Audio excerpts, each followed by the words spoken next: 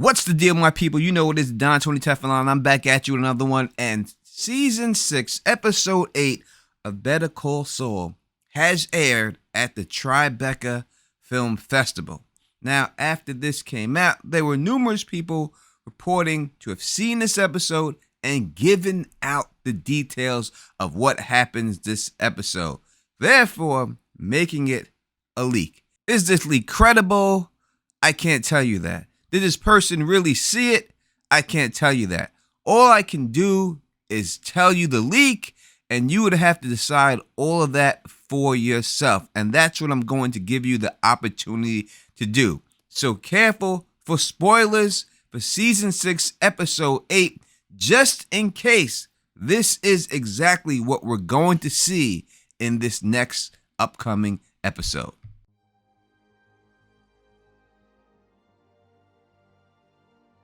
What up to my thugs, nerds, freaks, and geeks? You're now rocking with the best of Don Tony Teflon. As always, if you can, please subscribe and click that bell so you can be notified every time I drop a new video. As always, 500 is the like goal. If this video hits 500 likes, I will give a subscriber who leaves a comment on this video a $25 Amazon gift card. Now let's get right into this episode and see what's really good. Before we do, let me give a shout out to my brother from another mother, Phil the Issues guy, who put me up on this. Please subscribe to Phil's channel. The link will be in the description, and me and him will do a live stream this Wednesday night on this full leak and tell you what we think about it. I will also give you a few theories of mine after hearing this leak at the end of this video, so stick around. After Lalo calms down Jimmy and Kim, he tells Jimmy to go to Gus's house driving Lalo's car, take the gun and the camera from his car,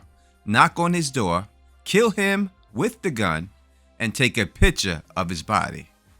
Lalo doesn't say this is Gus's house. He just tells Jimmy how to get to his house and shoot the guy who opens the door with glasses that look like a librarian. Jimmy convinces Lalo to send Kim instead because he reasons that whoever lives there will be more likely to open the door for a woman than a man. Kim panics and tries to refuse profusely, but Jimmy keeps on insisting that she should do it. It was a very ambiguous situation.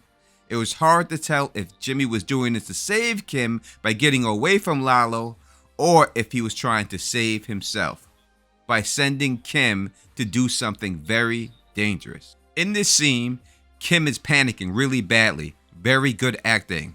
But for some reason, Jimmy looked callous, almost like Lalo. Kim looks like she's utterly betrayed when she walks out the door. She ends up going to Gus's house, knocks on the door, pulls the gun out, but before she could pull the trigger, Mike comes from behind her and yells, "Miss Wexler," and pushes her into the house. Mike asks her what's going on. She says that Lalo will kill Jimmy, and she gets mad at Mike, and she says something like, "You said you were going to protect us," and Mike then leaves for Jimmy's place. Back at Jimmy's house, Lalo ties up Jimmy, heads to the laundromat. There's a funny part during this scene where Jimmy says, "It wasn't me, it was Ignacio," just like in his Breaking Bad episode.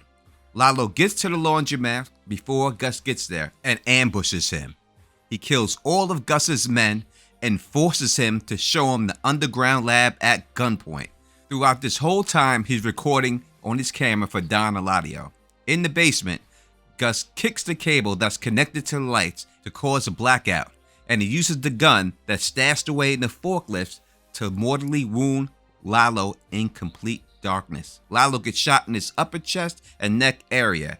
He looks at Gus one last time and laughs before dying. After everything is over, Mike and his guys clean up the scene at Kim's apartment and tells Jimmy and Kim that Howard came over drunk and rambled about how it was their fault and left. He says that they don't know what happened after he left. Mike and his men take Howard's dead body to the basement lab and bury it underground along with Lalo's body. Before they bury him, Mike takes Howard's shoes, wallet, and wedding ring. Other details: Mike looked very upset he was burying Howard with Lalo.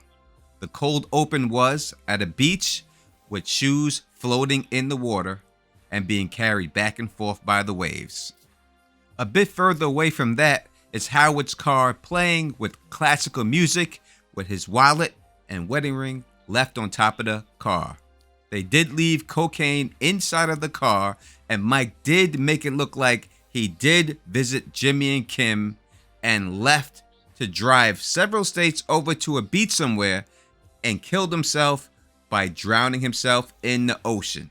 Those are the leaks. Now, how do I feel about it? I would say that I've heard a lot of leaks in my day, especially dealing with Game of Thrones. There was a plot leak that dropped every other day by someone. But this is different to me because they did air the show at the Tribeca Film Festival. If you went down there and all you had to do was live in New York to go down there, you seen the episode. So if you watched the episode, then you should know exactly what's going on.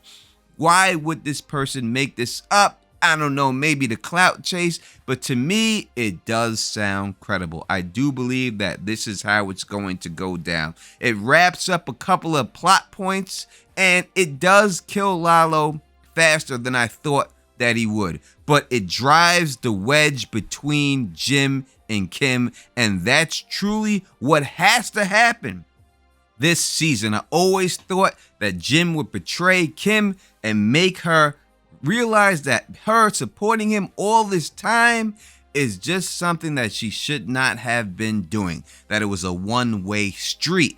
And I think that's what this whole season really is truly about, the wedge between Jim and Kim, and how that's going to lead to his downfall when he does become Gene.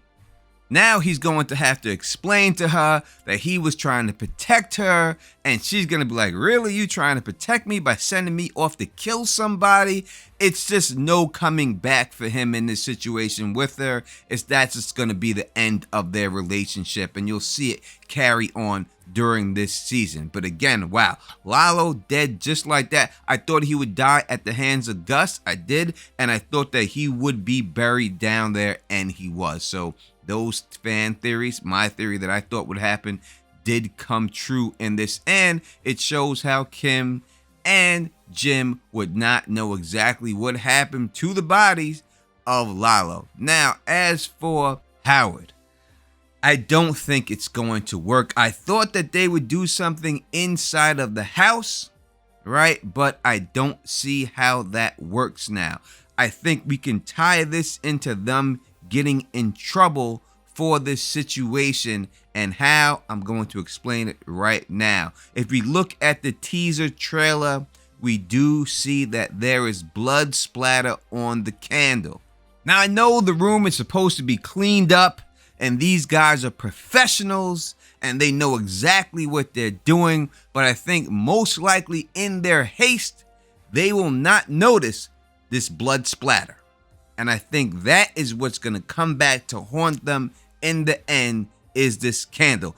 Also, we hear Kim in the trailer reciting this oath. Most likely this is because this is what she gave up in order to be with Jim. She betrayed all of her morals and everything that she worked for in order to be with this man who she thinks sent her off in a dangerous situation where she could have been killed. I said in my previous video, if you go back, that it was going to be a Breaking Bad situation where we seen the two main characters had a fight and a falling out, and it truly wasn't what one of them thought it was going to be. Walt didn't know that he was being held hostage when he was working for the skinheads, right? He thought that he just went there to do it. I said that that was going to happen here, and that's exactly what we see play out here.